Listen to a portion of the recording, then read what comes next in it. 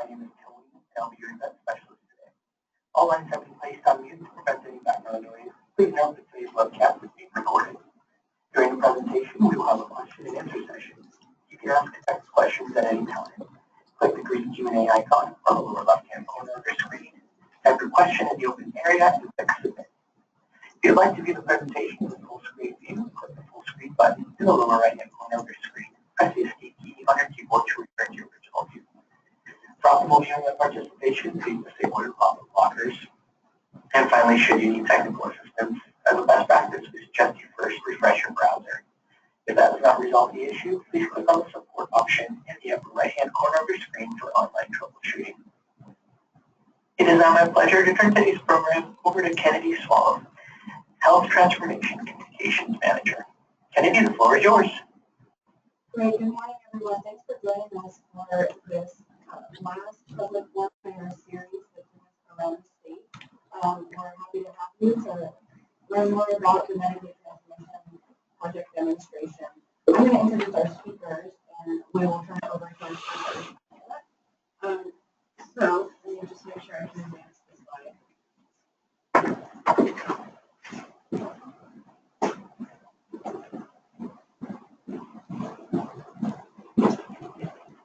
Thank you.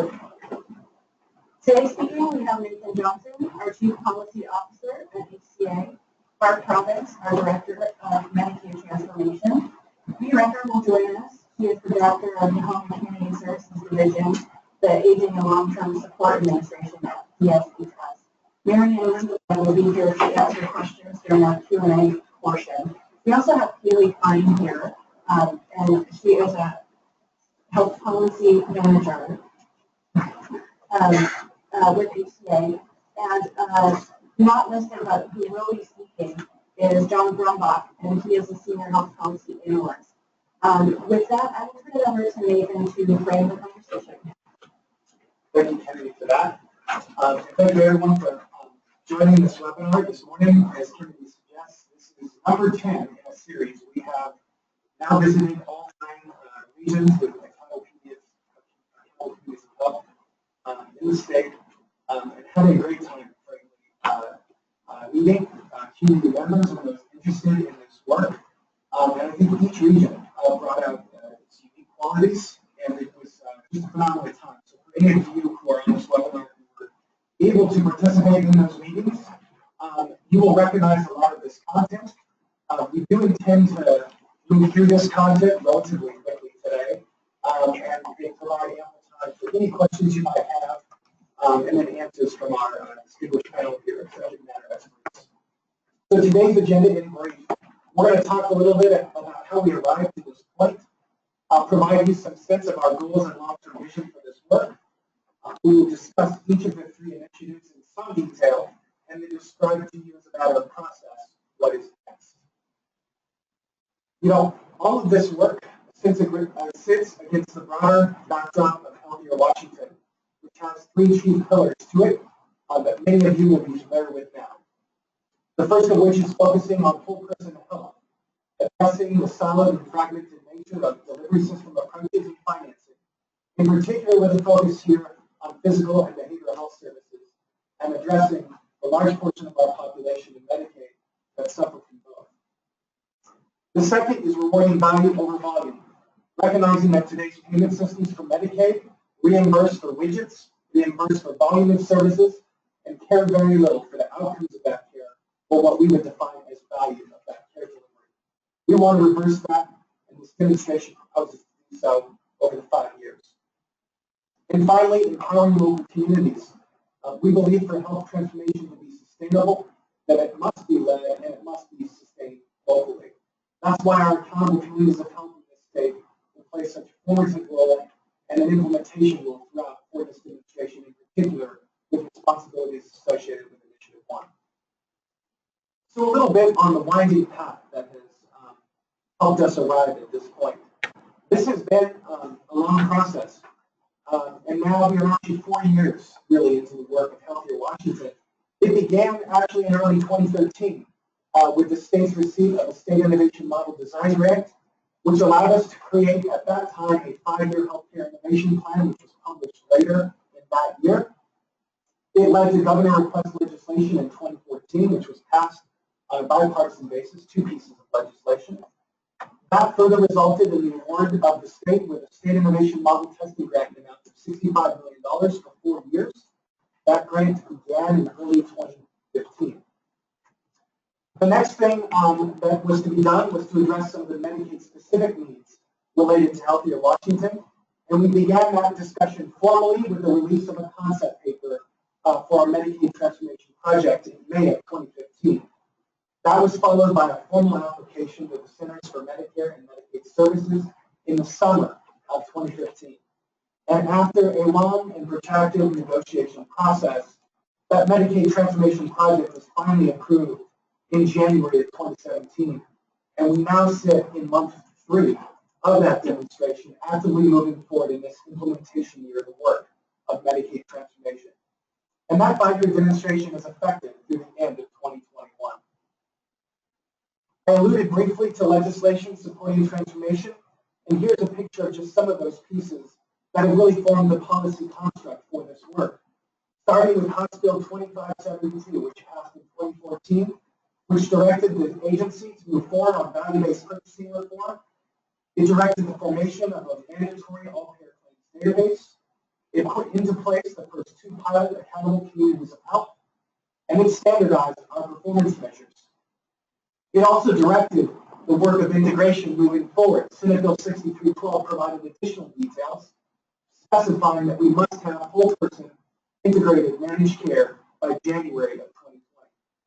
And finally, in last year's budget, the federal appropriation for Medicaid transformation waiver activities was provided, and that is what we are moving forward on now.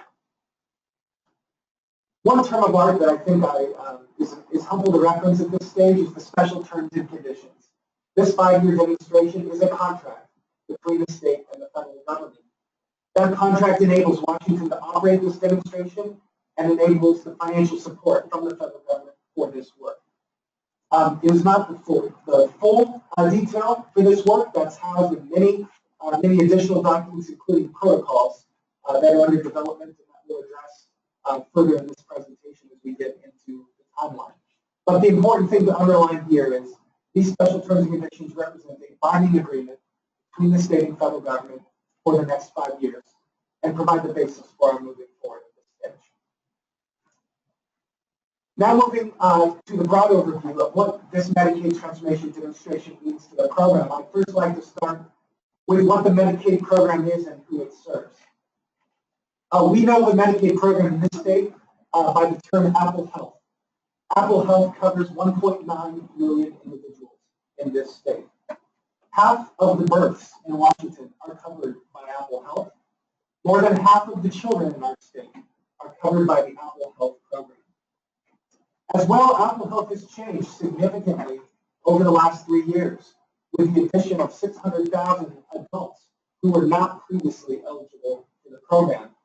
And it's true, in fact, now that the Medicaid program, which used to serve a majority children population, now has a slight majority of adults, both those disabled and elderly adults served previously, as well as new non-elderly and non-disabled adults that the program now reaches. We have stipulated as early as that concept paper in the spring of 2015 several main goals for the work of Medicaid transformation. And I'll just briefly go over those now. These will all sound hopefully familiar to you because they fit in with those 3 pillars that Healthier Washington described a moment ago. The first of our goals is to integrate physical and behavioral health purchasing and service delivery. Our second goal is to convert 90% of Medicaid provider payments so that those payments reward outcomes and reward value. In that process, we want to support provider capacity to adopt these new payment and business models and adopt new care models as well. We want to implement population health strategies that improve health equity, and finally want to provide targeted services that address the needs of our aging populations, as well as addressing those key determinants of health that are well established in the literature. My colleagues B and John will be speaking to that in more detail in just a moment. So if we're successful by the time we get to December of 2021, just under 5 years from now, what kind of transformed system do we want to see? I think many of us in this room and on the webinar have experienced the current system. family members, their loved ones, and others, which oftentimes results in fragmented care delivery, disjointed care transitions, clients who are disengaged in their care routines, severe capacity limits in certain portions of our delivery system, forced impoverishment for long-term care, inconsistent measurement of performance, and volume-based payment, as has been alluded to. So what do we get 5 years from now if we're successful? We believe a transformed system is something that would have integrated whole-person care, care that is coordinated across a myriad of services that are delivered in Medicaid. Clients who are activated in that care, access to timely and appropriate services, access to timely supports that help keep people in their community and in their home, even as they age, standardized measurement, and as well payment that rewards value. There are 3 distinct initiatives under this demonstration that we're now going to describe in some detail to you. The first of which is transformation through accountable communities of health. These are investments in delivery system reforms that Mark will speak to in a bit more detail. Initiative 2 deals with long-term services and supports and helps us to address the looming age wave, which will cripple state and federal budgets without innovative interventions of the type that we will describe in more detail in just a moment. And finally, Initiative 3 is foundational community supports and services, recognizing that health transformation must be more than a discussion within the four walls of a clinical care delivery system. So with that, Mark, why don't you take us away on the delivery system reform program? Great, thank you, Nathan. Good morning, everyone.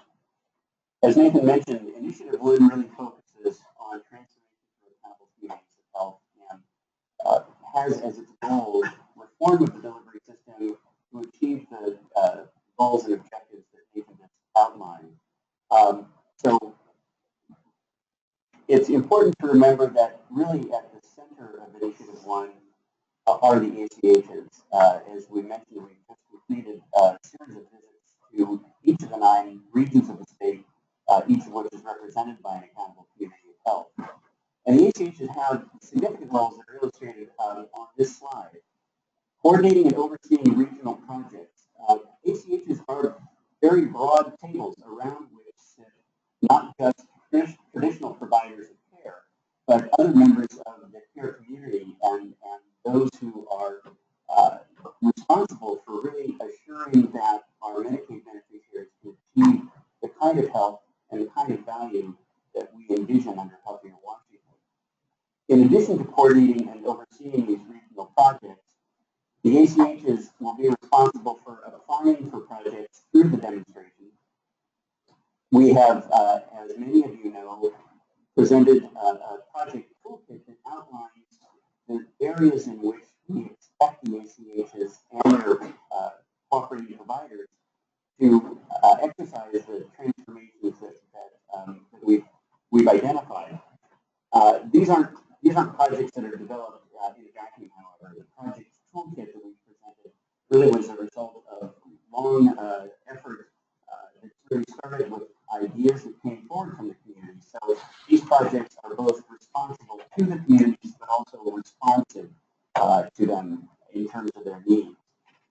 That leads into this third rule of soliciting community feedback on development of project plan applications. Again, the ACHs are not working in isolation, but are really integrated with their communities and seeking the guidance from community members and also being responsive to what they've identified as needs. And finally, deciding on distribution of incentive funds to providers for achievement of defined milestones. And there are 2 significant words in this last sentence that I want to point out. One is incentive funds. Just as a reminder, the demonstration is not a grant, but it is a program under which we can achieve federal funds to invest in these kinds of transformations on the achievement of milestones that are identified in the projects themselves. And we'll talk about that a little bit more in a second. We have, as we've gone around the state, we've talked with each of the ACHs and begun to introduce some of the kinds of measures that we feel are important to guide us in the journey that we're undertaking. But rather than take an ACH by ACH approach, we wanted to share a little bit with you in terms of some of the statewide demographics and data that we're looking at.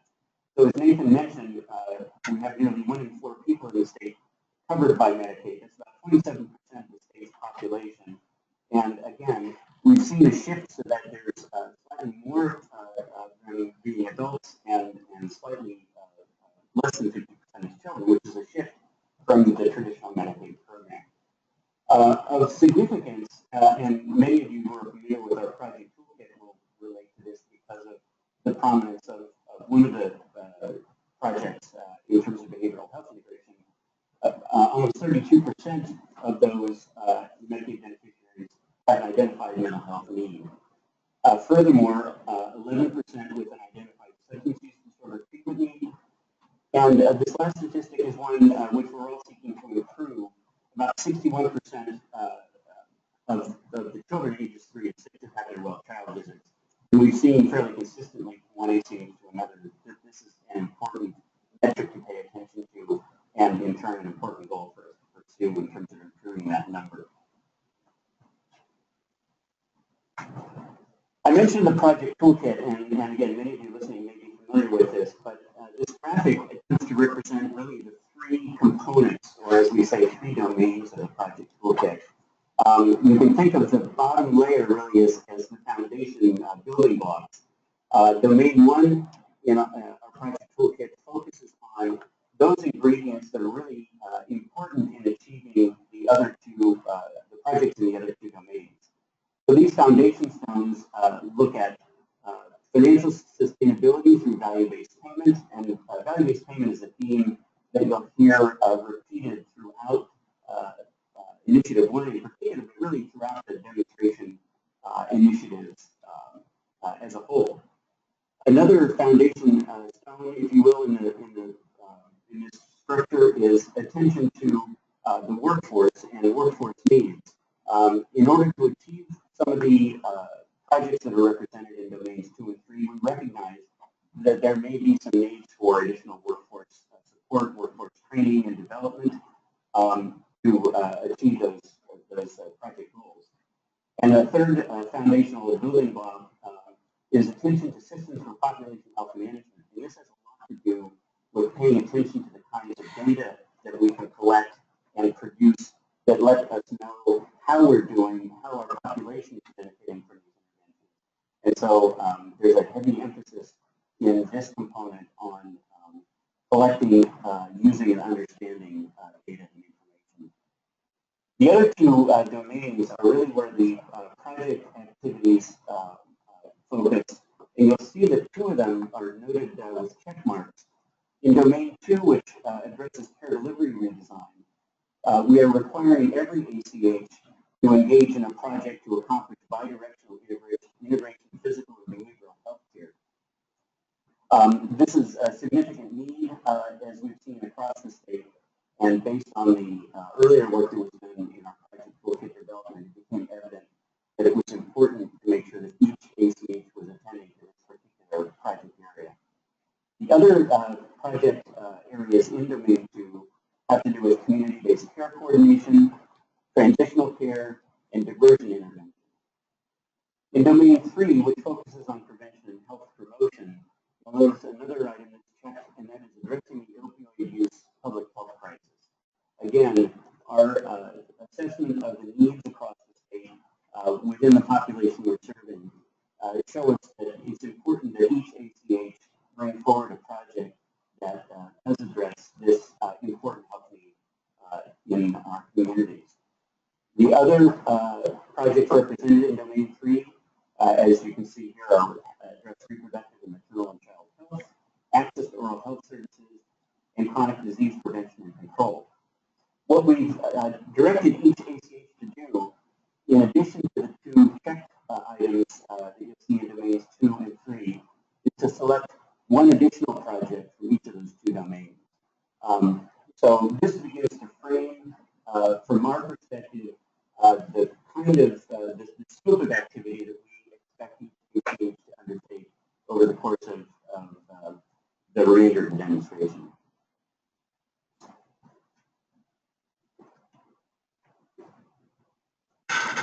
A few important points about the projects and the domains. The first being, these shouldn't be implemented in isolation from one another. We really see these as interactive, interdependent, and a significant opportunity really as ACHs develop their project portfolio to look for ways in which there's crossover between one project and another. We really are seeking improvement in population health, and in doing so, we feel that a lot of what we've presented in the toolkit really does present the opportunity for interaction and collaboration across project areas. Transformation projects must also be based on community-specific needs for the Medicaid population, remembering that this is a Medicaid transformation demonstration. We realize and support the idea that the ACH is focused on a broader population than that. And we are actually very hopeful that some of the transformation experience that is developed under the demonstration can actually benefit services to other populations as well. But this, for purposes of the demonstration, this does focus on Medicaid. We should avoid redundancy and duplication, and furthermore, we should avoid redundancy and duplication. Regional projects will be assessed based on achievement of defined milestones and metrics. Again, as I mentioned, this is an incentive-based program, so it's very important for us to identify achievable milestones along the course of this next 5 years, and the measures that are important to let us know whether we've achieved those milestones or not. So speaking of milestones, there are really 3 types, and we see these progressively happening throughout the course of the demonstration. In the earliest stages, these are likely to focus more on progress, or what we call paper planning. So we realize that launching projects of the kind that we've identified in the toolkit does take some lift in each of the ACHs, and so we recognize that in the earliest stages, some of those milestones are going to focus more on progress toward the implementation and full implementation of the projects, and so hence the name paper planning. Following close on the heels of that, though, is a shift to what we call paper reporting. So it's moving from those initial planning activities to really beginning to demonstrate and report on the kind of progress that the project's making. And then finally, and most importantly, moving as quickly as we can to pay for outcomes, representing the idea that as these projects get their feet under them, if you will, it's very important to identify the kinds of outcomes in terms of improvement of health, healthcare, and health status, and those are the outcome measures that we're seeking. So you can see hopefully a progression here, but again, a fairly aggressive one in terms of timetable, because it's very important for us to have enough time to measure those outcomes before the demonstration ends. One additional ingredient, if you will, is the presence of what we call an independent assessor. It will be contracting with an entity whose job will be to assess the readiness and the performance of the projects as they come forward from the ACHs. So you'll see some of the qualifications and requirements here. Suffice it to say that this is an independent entity, so that we can be assured, and ACHs can be assured, that the projects that are brought forward have the greatest potential for success. We want everyone to start with absolutely the best ingredients in their project design, and the independent assessor will help to make sure that that's where we start. So in terms of what to expect in year 1, and it's hard to believe we're already in year 1, we have been working on protocols which are really further descriptions beyond the SCCs that Nathan referenced, further descriptions to the federal government of the programs that we're undertaking.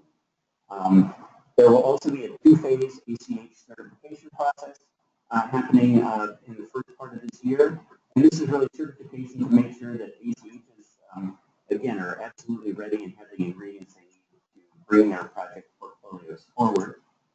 There will be a heavy emphasis this year, of course, on project plan development and submission, with the idea that those project plans will be submitted by the fall of this year in order to give us time at the end of the year to do an assessment, and that's where the independent assessor review comes in. And the goal there is to make sure that we have projects ready to go at the beginning of 2018.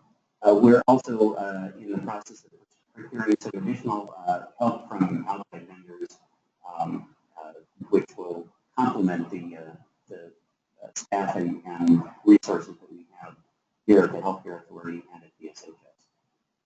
So speaking of DSHS, with that, I'm happy to turn the program over to the director to talk about long-term services and support. Thanks, Mark. In terms of long-term services and supports, just to orient people to what we're talking about, long-term services and supports relate to a mix of services, health-related and non-health-related, that help individuals with daily living tasks. So we're talking about things like bath assistance, medication reminders, walking, dressing, eating, personal hygiene, as well as things like getting to and from doctor's appointments, getting shopping done, meal preparation, and even housekeeping assistance, all related to trying to keep people out of institutional care whenever possible. One of the things that's really driving this conversation for us at this point in history is the changing demographics in the United States and in Washington as well, where the number of individuals ages 65 and older will be doubling in the next 20 years. And so this particular chart shows by age cohort the growth of the older adult population in Washington State. And you can see each of these cohorts is growing, but the blue line, the individuals that are 85 and older, are the fastest growing demographic in our state. And we know that there is a very strong correlation between age and the need for assistance with activities of daily living or long-term services and supports. In fact, about 70% of us who reach age 65 are expected to need some form of assistance with long-term care over our lifetime. Long-term care we know is expensive, and we know right now that it is about 6% of our state spend. In terms of how long-term services and supports gets paid for, the vast majority of care is provided by unpaid family members, about 80% of the care. We know that unpaid family caregivers have a lot of rewards and uplifts associated with their caregiving experience, but we also know that caregiving can take a toll economically as well as from a health standpoint on the caregiver.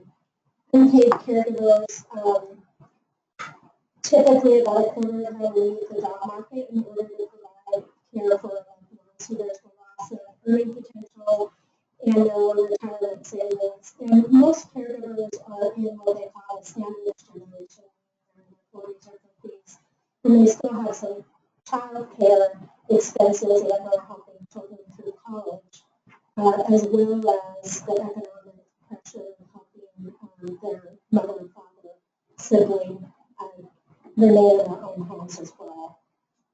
The economic value of caregiving in Washington State is estimated to be about $10.6 billion a year. And so we know that helping family caregivers remain healthy, helping them in their efforts to keep their loved one at home makes real sense for the family because it keeps them intact. It makes sense for the caregiver because they're keeping them healthier. But it also makes a lot of financial sense for the state of Washington because it just 1/5 of those unpaid family caregivers help provide care and their level came into the Medicaid long-term care system in order to access services. It would double our expenditures immediately in long-term services and supports. So in order to address this need, what we're doing in the demonstration is creating 2 new services, and I want to highlight that these are services as opposed to the incentive payments that are really key to initiative 1. We're going to create a new option of choice for individuals who are Medicaid eligible and qualify functionally for long-term services and supports, and that's called the Medicaid Alternative Care Program. And we're also going to create a new eligibility group for individuals that have a little bit too much money to qualify for Medicaid today. We will be able to come in and get some limited services and supports in this demonstration project. Just to say a little bit more about the Medicaid Alternative Care. Again, this is a new choice for individuals who are Medicaid eligible to wrap services around their unpaid family caregiver. In our traditional systems of Medicaid, we pay for somebody to come in and provide personal care assistance in people's homes. And oftentimes that is a family member, but it can also be a stranger that the person employs and or works through a home care agency. We know that that costs about $20 to $25 per hour to have that care come in, and we really have had no way of supporting unpaid family caregivers in the Medicaid system. We've been able to offer a paycheck, but we've been unable to offer really valuable services like respite care to give that caregiver a break, education and training, help that caregiver better understand what to expect in the caregiving role and the importance of taking care of themselves. Even simple equipment that will help the caregiver provide care, like back benches, transfer boards, those types of things, we will be able to access through this program. And also helping family caregivers with out-of-pocket expenses in purchasing things like equipment supplies, again, so that they're not able to stay home. This is option and choice, which is really important in our long-term care system. If the person needs a paid caregiver, they would not come into the demonstration. They would simply enroll in our traditional programs in our state Medicaid, state plan, and all waivers. And so they could change their mind and try this service, go into traditional service, or move from traditional service into this demonstration. So the next program is tailored services for older adults. And as I mentioned before, long-term services and supports is expensive. And many people don't understand that Medicare does not cover community-based long-term services and supports. Medicare will cover 90 to 100 days in a nursing home post-hospital stay. But when it comes to needing somebody to come into the home and provide care, Medicare does not cover that. If people do not have an unpaid family member to do it, they are paying out of pocket. And they're paying out of pocket about $20 to $25 an hour for home care and about $6,000 a month for nursing home care. So they will quickly spin through any kind of nest egg that maybe they've saved over the years and come down to qualify for Medicaid really by impoverishing themselves in order to get access to needed care. So this program is really meant to help people who have a small nest egg up to about $51,000 in resources and bank to really be able to access either unpaid family caregiver support or small amounts of personal care, adult day services, home delivered meals, or emergency response systems that would really enable them to stay home. So that if they have been something like a leaky roof, a broken water heater, they actually have the resources and the savings to be able to pay for that and maintain themselves in their home with their families and in the most cost-effective service delivery system. So in terms of our year that we're in, we are quickly trying to get all of the systems in place, all of our administrative code in place to be able to provide services to recipients in July for these new services. So we're well on target for being able to achieve those enrollment dates. It will be a slow ramp up, meaning that we will take about 3 years to get up to what will be a standing caseload of about 8,000 people per child, 8,000 people that will be provided to. Again, our goal is to show sustainability so that by providing the services, we're learning the people from coming on to more intensive and costly traditional long-term services and support systems, thereby making our dollars stretch farther and being able to serve this wave of people age 65 and older that will be coming into our system. So I think I neglected to say before, these two services are really targeted to the population that's age 55 and older. So with that, I will turn it over to John, who's going to cover foundational community supports. Before we get into the detail, I want to give a high-level piece on the what and the why of foundational community support At a high level, what it is it creates two new targeted benefits under Medicaid that include services to help our most vulnerable beneficiaries get and keep stable housing and employment in order to support their broader health needs. And the why is really, I mean, for those in crisis, complex health needs, and little to no social support, the best route to their broader health is it needs to be more than just to the doctor's office. We can't expect to achieve their stability only through a prescription pad or within the clinical setting. So we really need to address the foundational needs before we can hope to address the broader health needs. Because we really can't expect someone to manage their diabetes. First and foremost concern is where they're going to sleep. And we can't expect someone to off the path of long-term disability and dependence on social services if they don't have the supports they need to re-enter the workforce, even though they are willing to do so. And so we are seeking to demonstrate that through these services, we can improve health outcomes, reduce dependence on intensive costly service settings, and improve access to more appropriate and effective health services for these covered populations. So a little more on what it is and what it isn't. These are targeted Medicaid benefits that help individuals obtain and maintain housing and employment stability. We call it benefits supportive housing and supported employment. What these are entitlements. These are focused on target populations exhibiting the greatest and most immediate needs for these services. And these are also services. They do not pay for ongoing rent payments, room and board.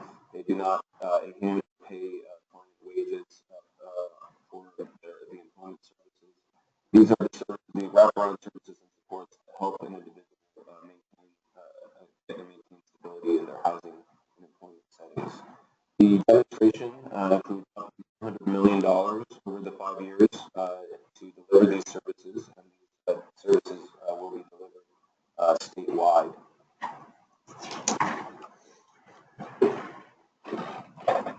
So a little more on the supportive housing benefit. The supportive housing benefit consists of two service packages. For those of you who have been following this initiative, one may be new to you, and that is the community transition services, which include one-time supports for individuals transitioning out of institutions or who are at imminent risk of becoming institutionalized.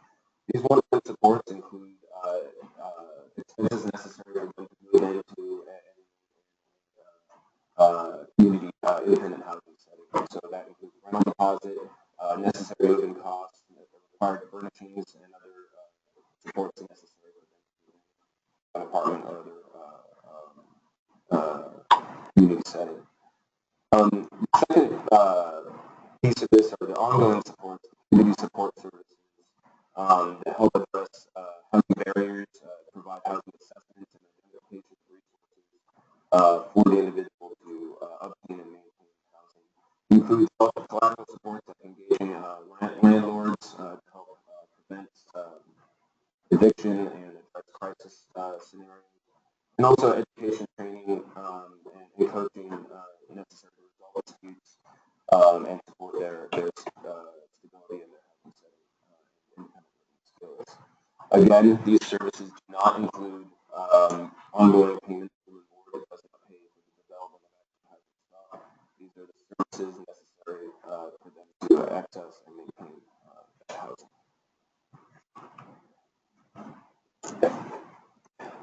For the supported employment benefit, we are intending to pursue the individual and support model of supported services, which has a set of principles under it that really focus on competitive employment, rapid job search, and really focusing on client preferences to provide employment pursuit and decisions. Examples of services under this benefit would include assessment and employment plan development, assistance with applications, community resources, and outreach to employers, and the education, training, and coaching necessary to remain in their employment setting. It's really a very parallel to the type of services that are available in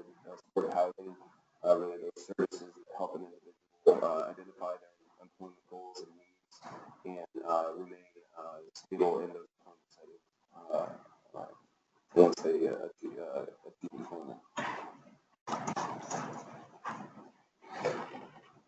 So, a few developments recently that I want to go over at a high level. I will say that we recently, on March 10th, held a webinar on the Foundation Community Support Program that goes into these developments in more detail. So, if you want more detail, I encourage you to go online where you'll find slides and a recording of that webinar at the Medicaid, on the Medicaid website.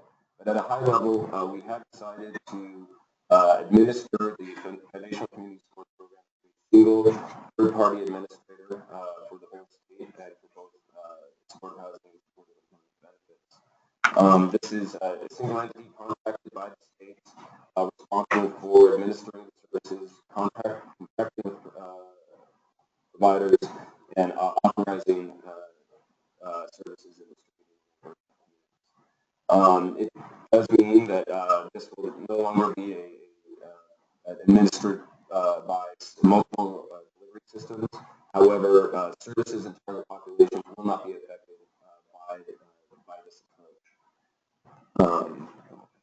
So, for those of you who have been following this again, this slide might look familiar to you. This is the previous approach we were pursuing, where the benefits were delivered by multiple systems, managed organizations, behavioral health organizations, who are also home and community services system, and to our tribes, each responsible for contracting providers and delivering services for their respective populations.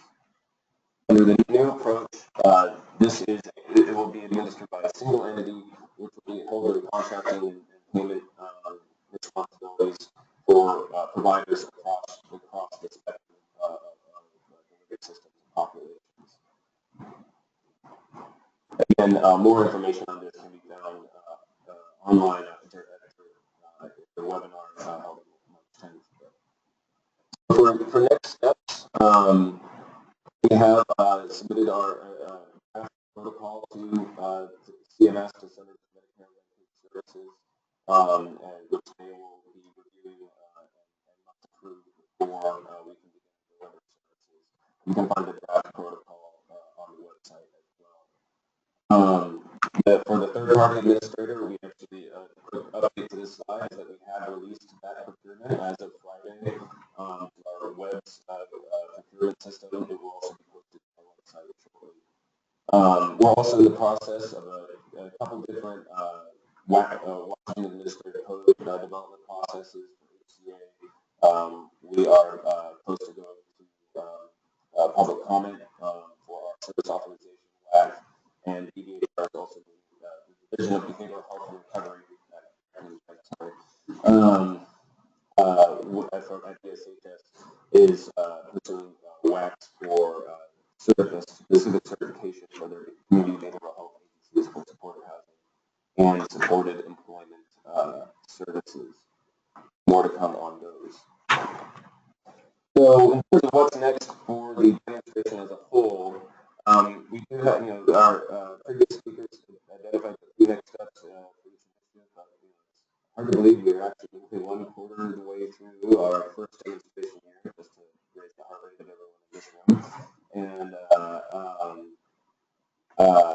but we do, as we kind of spoke before, there's a lot of ramp up activity in this first year that we are in the process of moving through, and will continue to do for the rest of the year unfolds.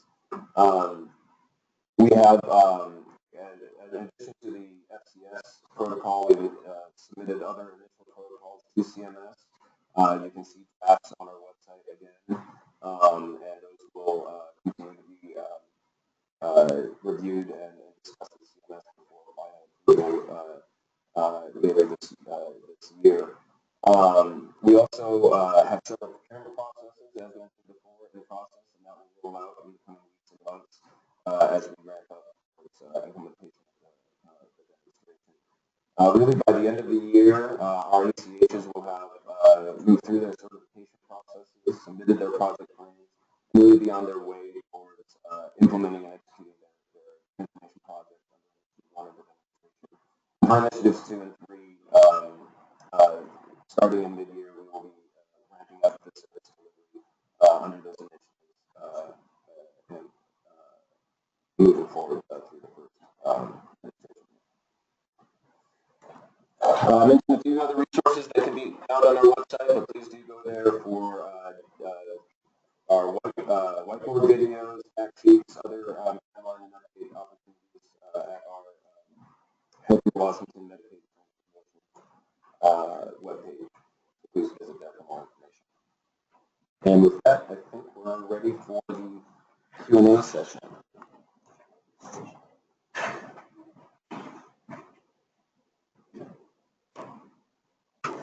Thanks, John. This is going to be, so go ahead and use the Q&A function in your webinar to ask any questions, and we will fill the questions here. So go ahead and ask your questions, and we'll be sure to get them answered. Thanks, Kennedy. We're going to go ahead and get to as many of these as possible in the time we have left. We will have some time for your questions. And fair warning, we're getting a wide variety, so we can get ready. I'm going to go ahead and take the first one. Concerning will decisions on a federal level affect this demonstration? It's a very good question, and I'm glad you asked it because we have a similar one at each of our non-official forums. And how do we address that now? I mentioned this earlier. The 5-year demonstration we're talking about here is a binding agreement on the state and federal government. So even as policy changes are debated, possibly going forward, over the duration of this 5 years, we do believe this agreement is binding on both parties. And while subject to revision at the request of either of both parties, we think we are in very good territory for moving all 3 initiatives forward, even amidst proposed regulatory or policy changes. And if that ever were to change, of course, we'd let you all know. But we feel very confident where the demonstration is headed at this time. A few questions that I'm going to start with on Initiative 1. And we have questions as well for Initiative 2 and Initiative 3. The first one I'll direct is to Kaylee, and that is this question. Is there latitude for accountable communities of health to change or adjust their project plans after they are approved? So I think that will certainly depend on the types of changes that we're talking about. But in one of the protocols, the district planning protocol, which is the current draft is up on the submitted to CMS, it can be all on our website. There is a process outlined in that protocol for project plan modification. What that says right now is that project plan modifications can be done no more than twice per year, but would still be subject to review and approval for anything that would be substantially different. That said, I think areas where we might not, we have working groups that would require much more discussion as whether that would be a project that a region was implementing and was no longer implementing. It would require significant conversation before something like that. Thanks, Kaylee. And this one actually is for a round room opportunity because in those all 3 initiatives. And the question is, what are the accountable communities of health role in initiatives 2 and 3? Maybe you want to start that and then John can be comfortable with that. Sure. So certainly the role of ACHs in Initiative 1 is different than Series 2 and 3, but across the demonstration, all 3 initiatives really build off of one another. And certainly hoping that the conversations around Initiatives 2 and 3 are still occurring at the ACH tables, given that those providers that are responsible for those services are hopefully also part of the accountable communities of health, and Initiatives 2 and 3 are also really essential to the transformation that we hope to achieve for the Medicaid population. So I know let me jump in here, but I know AAA partners are involved with ACHs and certainly are very involved with Initiative 2. So while there's not a direct role of ACHs administering those benefits or responsible for the funds flow there, the work that's going on in those initiatives is very important for the development of those communities. John and Dee, would you like to add anything to that? What I would add in terms of Initiative 2 is, that the social determinants of health really are about what happens outside of the laws of traditional medical facilities. And, the ability of somebody to follow up on the medications that they've been prescribed from their doctor, follow up on treatments, get to and from appointments and specialties has a lot to do with the support network at home, which often is going to include payer and payment caregivers. So from that perspective, I think that there's a lot of collaboration that can happen around the community table to better understand the needs of caregivers. When we ask caregivers where they go to find out information that might be available to them or their loved one, most, over 80%, say they would go to their doctor.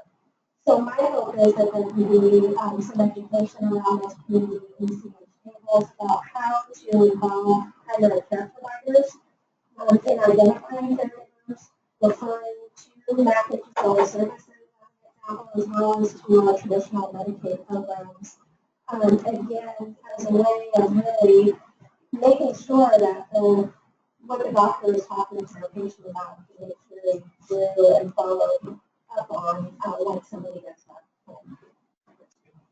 Yeah, I would just say that, again, while you mentioned that ACH does not have a role in administering or overseeing the actual delivery of the initial services, I think that the services under 203 and the three providers that kind of participate in those programs can really become tools and assets for project development under the initial one of the demonstration. These are going to bring in a new sort of a new scope of service that will help, I think, achieve a lot of those care delivery redesign and population health goals that these nations will be looking at to form their transformation projects. It will be important to incorporate housing and employment services and providers and other stakeholders across those tables to make sure that we are looking at the whole person and all of the various determinants of health when we are, really looking at priorities to transform our delivery system. So they really are tools for these solutions to incorporate into our projects. Thanks, guys. Mark, I'm going to come back to a question for you that really applies to all three initiatives more likely, and that is this. What is the best way for providers, and I'm going to put that very broadly, to get involved? What kind of ideas might you have for folks? Well, first and foremost, to the extent that providers haven't already at least become aware of and hopefully become involved in the activities of their ACHs, that would be, I believe, the first order of business. Again, the ACH table is a broad table. We recognize that for providers, the opportunities to participate may on the surface seem limited when you're busy seeing patients all day, for example. Nevertheless, the ACHs, being sensitive to that, are really trying to exercise as much flexibility in reaching out to their communities as possible. And while it may not be possible for an individual provider to attend every ACH meeting, we are very aware that there are associations and others representing providers who are engaged with their ACHs. And to Nathan's comment, we really do use the term providers very broadly. And so these are individuals who interact with the Medicaid population in many different ways, not just in a clinical office setting, but to the point that John D. just raised, they're also engaged in many of the social determinants of health. So again, I would really emphasize and encourage the practice of becoming aware of who your ACH is, who your ACH leaders are. All of them have websites. We're happy to provide contact information for that reason, and we really encourage providers to engage with their ACH. Would anyone like to add anything to that initiative specifically? Should we move on to the next question? Okay. I'm going to go rapid fire round here. Flipping a coin, we're going to start with initiative 3, John. I'm going to be here for initiative 2. And maybe I'll ask a few questions at once here. The question is, what's the measurement for at-risk people in initiative 3? So a little more definition around eligibility. And as well, whether how outcome measures and goals have been established for foundational community supports. we have defined the population for each benefit under the foundation program. Supportive housing, the target populations include those who are chronically homeless for the HUD definition, homeless for a year or more, or for episodes of homelessness from the past 3 years, or equal a year. Could be another % down. And then also those with frequent or lengthy institutional contacts, those with frequent or lengthy adult residential care stays, those in our long-term care system with frequent turnover of their in-home caregivers, and those with an elevated prison risk score, 1.5 or above. Basically, it's a protection of an individual's service need in relation to other Medicaid needs. So 1.5 basically predicts that you are going to cost or require 50% more services to address your health needs than the average Medicaid enrolled. So we're really, again, looking at those where these services will do the most good in the short term. 5 years isn't a whole lot of time to demonstrate impact, so we've got to go where the impact is greatest. Furthermore, for supported employment, we are targeting those within the age for the disabled or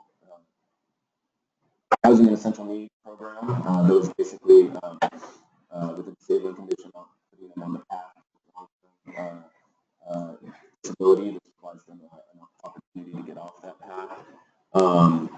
Those with severe or persistent mental illness, or those with multiple instances of inpatient substance use treatment, or those with co-occurring mental health and substance use disorders. The evidence base is very strong on the impact supportive employment services have on this population in particular. Furthermore, those with those youth in transition, ages 16 and above, with behavioral health diagnosis, again, very strong evidence base on the impact for this population. And we also have our those enrolled in our long-term service system with who require employment assistance, employment services are also eligible for these services as well. So those are our target populations. That's where we're going to. That's how we really define the greatest and immediate need.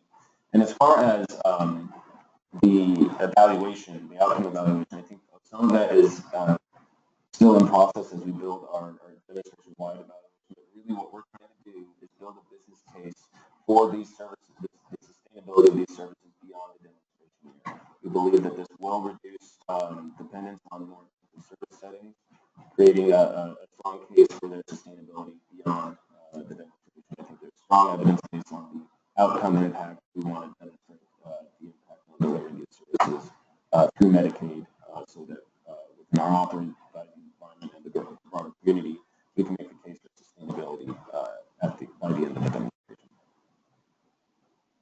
Thanks, John. The other question that I might give you an assist on and then turn over to people in the cracks is, when will more guidance around Initiative 3 be available? I do want to point out the initial protocol draft is posted on the website. I don't know if we can put that link on this webinar. We'll send it out to folks afterwards. We'll send it out afterwards. As well, John alluded to some of the rulemaking processes that are already underway for Initiative 3 services. Do you want to add anything to that as to more information will be available? Yeah, we're moving as quick as we can, and we are in an aggressive implementation.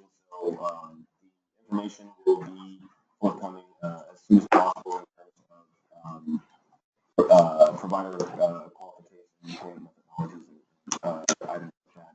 As I mentioned, we also have our procurement open for the third-party administrator, and that will be rolling out in the coming weeks and months as we have something to review those submissions.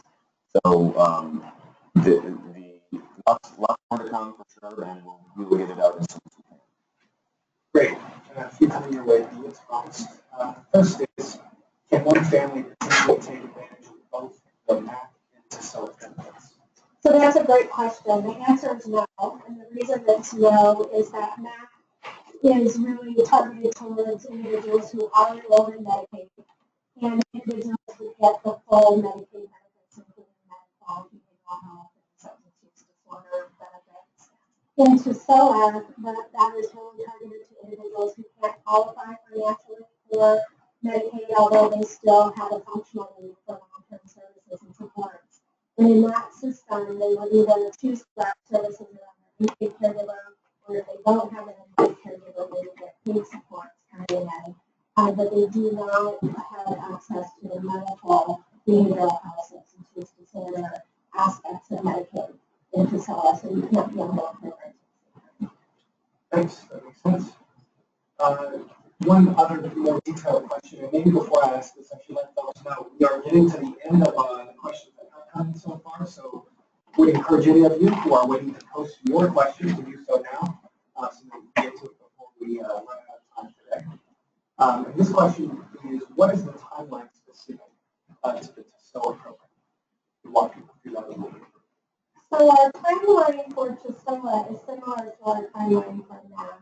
From the perspective of we are working to try to enroll our first participants early in July.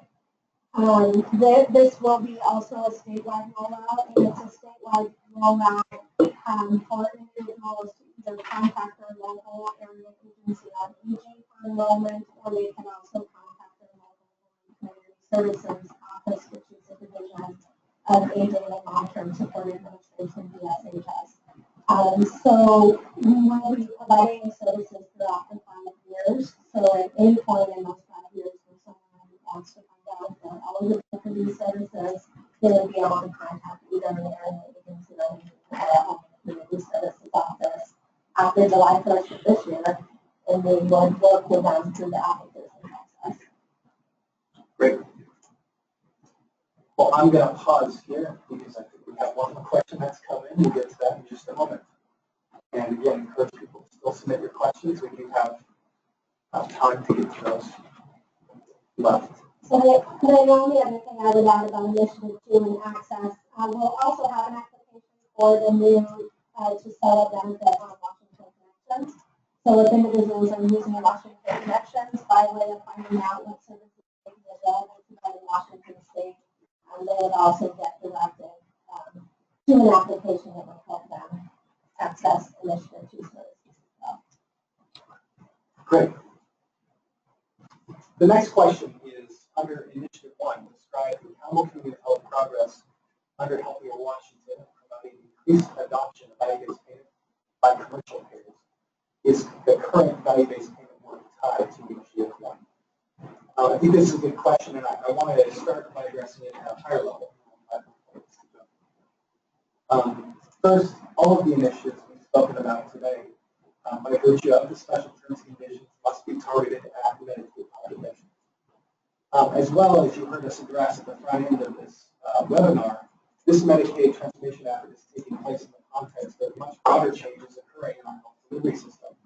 And really, the Medicaid transformation demonstration is just one element of those efforts moving forward that provides both finances and policy support for the endeavor. So with regard to the specific question around promoting value-based payment, there are specific incentives available to each region for achieving certain levels of value-based payment among providers. And those incentives are paid out on an annual basis or even more frequently. And the role of accountable communities of health is helping ensure that providers are well situated to take advantage of those incentive payments. In addition to that, the toolkit describes a Medicaid value-based payment action team that is a statewide body that is going to use a regionally represented group of stakeholders to help advise the state in further activities, both against state and regional level activities to promote value-based payment adoption. The role of Initiative 1 is not to support commercial payers, that is, commercial payers outside of Medicaid, in value-based payment adoption, although I'm sure these discussions will be supportive of that. It's not being directly to impact those. So very much, I would say, the current work of promoting value-based payment in Healthier Washington writ large is tied to and related to Initiative 1, but Initiative 1's ability is to directly support this work as it relates to the Medicaid program. And maybe I'd invite any others to weigh in. Mark? Sure, this is Mark. One thing I would add is that we are approaching value-based payment in a way that's very much consistent with initiatives that are happening nationally. There is a framework that many of you may have seen from the Healthcare Payment Learning and Action action network, or HCP lane, that describes the 4 progressive stages, if you will, of moving away from payment for volume to go back to something that Nathan first led with, and more toward payment for value. That's a framework that is not only important to Medicaid, but also to Medicare. So while to Nathan's point, there's no direct connection to the commercial marketing model, there's very much a connection in our approach to much broader areas of focus and initiatives here in Washington and throughout the country. Thanks, Mark. And I just want to point out that for those of you who are participating today, I believe we have the link to you of the Initiative 3 protocol, so you all see that and receive it in your webinar. We take one more pause here just to make sure we have been able to meet everyone's interest level for questions. But as we are recording kind of the next question, I think that has come in. I should say, to go back to what we were describing earlier, one of the unique experiences our team got to have traveling to each of the regions across the state was interactions that happened in many of those locations with the consumers. Folks who had their own stories of how the Medicaid program had impacted them. Stories both that address the promise statement of some of the inadequacies of the program as it stands today, but as well some of those amazing success stories that came out to make the rule instead of the exception in the Medicaid program. So again, want to express my appreciation for the hospitality really of all 9 of these regions and their communities for inviting us in for a really meaningful discussion. Thank you for that. The next question I get to send Kaylee's way, and that is this: when will the funding toolkit be issued?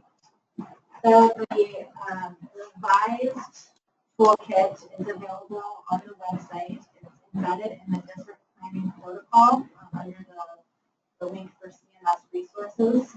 So that has been submitted to CMS as part of that protocol, and it will be finalized pending any further review revisions and ultimate approval by CMS. So hopefully we're getting pretty close, but it is currently a near finalist draft, but not the final. Thanks, Dave. And there is many near final or final resources available to you on our website. I know it's been mentioned several times. I want to go back to something John shared earlier. We had a very in-depth review of Initiative 3 just a few weeks ago with a lot of questions that I answered as part of that webinar, and so great content for those of you who are interested in learning more about that particular initiative. This webinar itself will be posted shortly for those who are not able to participate directly today, and we will continue to promote new materials, new draft protocols, and other such documents as they become available.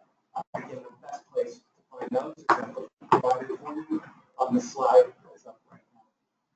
And with that, I want to thank everyone on behalf of the Healthcare Authority and TSHS teams for participating in today's webinar, and we will be communicating with you through various means in the upcoming weeks and months as this implementation process moves forward. Thank you, everybody.